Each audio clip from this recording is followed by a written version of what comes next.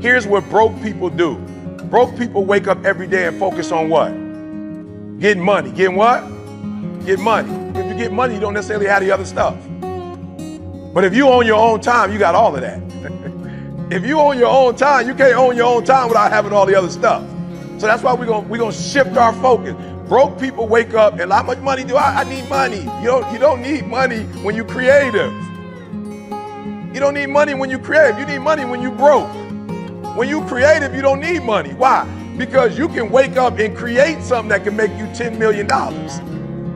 If you're creative, so you're spending so much of your time trying to make money that you're not focusing on what you're supposed to focus on. So, what idea are you sitting on? Write your ideas down. And then, once you get that idea, take the leap. Take the leap. See, it's out here in the universe. If you don't take the plunge, I guarantee you, somebody else will. Take the plunge. Go into action. And ladies and gentlemen, you will be surprised at how things will come together. You'll be surprised. Now, you're going to have some difficult challenges. I can tell you that now. Be aware of that. Things are not going to work out exactly right. For a time, they will, sometimes. And that's when life is just playing a game with you. I want you to feel good and relax. But ladies and gentlemen, go into action with your dream. And don't avoid where the fights are. Get in the midst of the fight. Get knocked down so you can learn how to fight, so you can hold your position. See, most people don't get out in the arena of life because they don't want to fight. Most people don't get out there because they don't want to get knocked down. They don't want to be dropped to their knees. But see, you're going to be dropped whether you're on the field or whether or not you're sitting on the sidelines. You're going to be dropped. So at least get dropped for something. See, that's how most people are spectators in life. You don't want to be a spectator. You want to get out in the field where the action is, and you will be amazed. After the struggle, there will be a calm period, and things will begin to click for you. And here's what, give me a scrap sheet of paper, and let's really write out, what would it look like? You know what I'm saying? What would my life look like if I was really in the 1%? What would it look like? And again, that's why I said be careful, because you can start getting on the internet and you can start making it look like something that it's not. And I'm not telling you not to market yourself. I'm not telling you not to be creative, but I'm saying don't get to a point where it's a thin line and you lying to yourself. And you're waking up lying. You're waking up doing activities to make other people feel a certain way. And then you looked up and your whole life now has become about making people feel a certain way about you.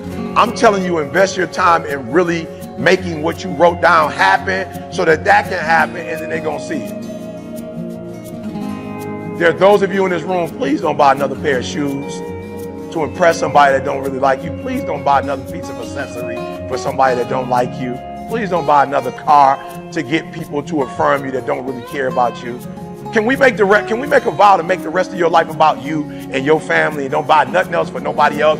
Don't go get yourself in debt. Don't go buy nothing else. Don't get nothing enlarged for somebody who won't really care about you. I'm just being real. Like, you're doing all of that for somebody to affirm you, when at the end of the day, they still ain't gonna affirm you over the stuff. They still only gonna love you for real because of who you are. So can we get to a point where we can just live an authentic life? Because when C talked about the superpower, that's what the superpower is. When he said, know your superpower, at the end of the day, your superpower is when you are your authentic self. That's your superpower, is when you're you. If I'm going to be like anybody else, it's not going to work. So any other speaker that get up here, I don't care what they say, how they say what they say. I'm not going to try to say it. I'm not going to try to do it. I'm going to be who I am.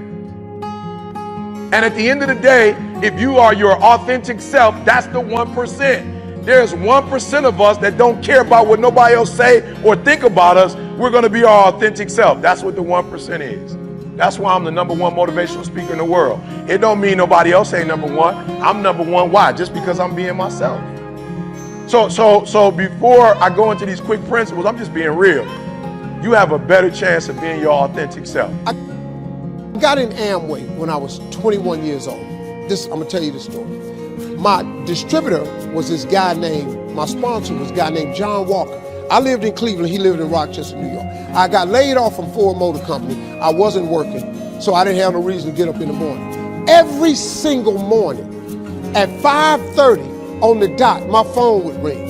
I pick up the phone. Hello. Steve, this is John Walker. How you doing, man? It's gonna be a great day. How you feeling? Yeah, John, I'm asleep, man. Hey, man, it's gonna be a great day. And he'd hang up. The next day at 5:30 in the morning, hello. Steve, this is John Walker. How you doing, man? It's gonna be a great day. How you doing today? John, I'm asleep, man. Hey, man, just want to tell you it's gonna be a great day. Click. Next morning, hello. Now, I'm mad now. You know, this been going on a couple weeks, and I kind of know who it is. He didn't change a damn thing. Steve, it's John Walker. How you doing, man? It's gonna be a great day today. Man, I was so mad, man. I hang that phone up. 37 days in a row, he called me the exact same way because he was teaching me something. I didn't know it, and every single day I picked the phone up. Yeah. Steve, John Walker, man. Yeah, John, yeah, it's gonna be a great day. Click. And then one day, the 38th day, he told me how many days it was. He kept record. He picked up the phone. He said, I said, hello? He said, hey, Steve, it's John Walker. I said, yeah, man. He said, man, can I ask you something? I said, yeah, John. He said, why do you answer the phone like that in the morning? I said, what are you talking about? He said, every time I call you, I've called you 37 days in a row, and you keep answering the phone like something's wrong. I said, hey, man, I got laid off. I'm getting unemployment. You know, I ain't got to get up early, man. I said, what's up? He said, I'm really disappointed in you, man. He said, man, when you gonna change your attitude? I said, ain't nothing wrong with my attitude. He said, yeah, it is. He said, when you wake up in the morning, man, you got a bad attitude, which pretty much explains why you've been having a lot of bad days. And he said, man, I hate that about you, man, because you're such a cool dude. You got so much potential. He said, man, I'm sorry to bother you. And he hung the phone up. Man, let me tell you something. That cut me so deep, man. Because, you know, I don't like nobody thinking I'm something, but I'm acting like I ain't. That you don't even understand what they did to me. So the next morning, I thought about this all day. I said, man, this dude, he been playing me for 37 days. He been calling me. Next morning, I'm damn near sitting up in the bed.